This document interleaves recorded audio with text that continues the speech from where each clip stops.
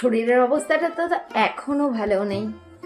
আজকে অন্য আরও একজন ডক্টরকে দেখিয়ে আসলাম। আর জানো কি হয়েছে, আমি আজকে সকালবেলাতে ফোনটাকে রেখে চলে গেছি, মানে আমার দুটো ফোনই আমি বাড়িতে রেখে চলে গেছি ভুল করে, গিয়ে কি মুশকিলে পড়েছি। ভাগ্যিস আমার কাছে ক্যাশ ছিল, সাধারণত তো আমি ক্যাশ ক্যারি করি না, নইলে আজকে আমি মেডিসিনও পরে কিনতে হতো। আর এই দেখো ডক্টর এই সমস্ত মেডিসিনগুলো দিয়েছে, দাঁড়া ব্যাক ক্যামেরায় দেখা। আগে যে ডক্টর দেখিয়েছিলাম তার সব মেডিসিনগুলো বন্ধ করে দিল।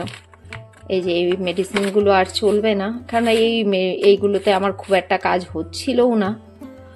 আবার এই যে ইনি আবার এই সব মেডিসিনগুলো আজকে থেকে চালু করলো। এখনও খাইনি, এখন দুটো আলু সেদ্ধ ভাত বসিয়েছি। ভাত খাওয়ার আগে কিছু মেডিসিন রয়েছে, সেগুলোই এখন নেব। এটা রয়েছে। এখন বাজে দুপুর আর 2টো।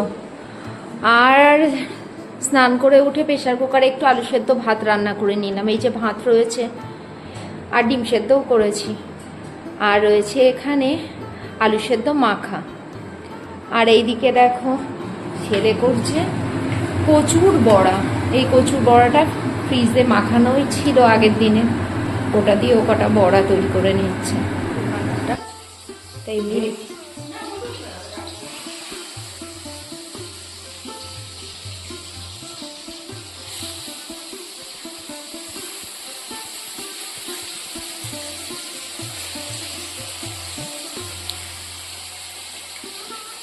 চিকেন রান্না করছি, চিকেন খাবে সব। আমার হাতে চিকেন ওরা করতে সবাই।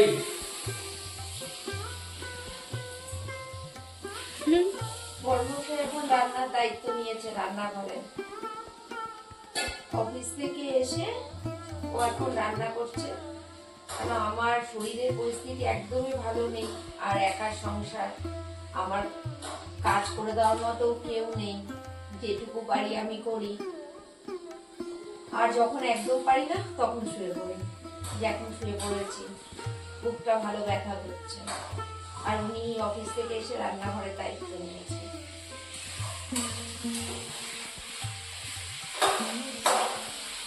আমার বাড়িতে প্রতিদিন রাত্রেবেলাতে রুটি করতেই হয় আমার ছেলে মেয়ের জন্য। পরিস্থিতির সাথে ওরাও সমঝোতা করে নিয়েছে, আজকে রাতে ওরাও ভাত খাবে। বর্মশাই রান্না করেছে, ভাতও নিজেই করেছে, ভাত আর নিজে একদম তেল চুপচুপে চিকেন। আজকে রাতের খাবারে রয়েছে চিকেন আর ভাত, এ দিয়ে খাওয়া দাওয়াটা করছি। আর আজকে ব্লগটা এখানেই শেষ করছি।